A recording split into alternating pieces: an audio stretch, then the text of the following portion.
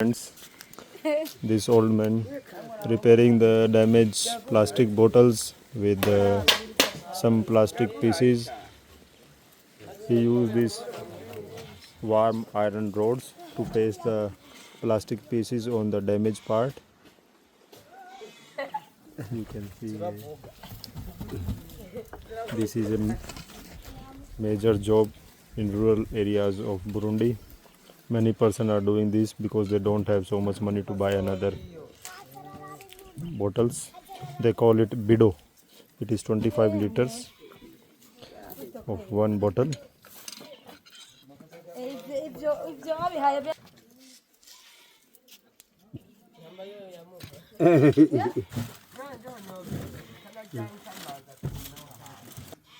He blow the air into the bottle and check the leakage.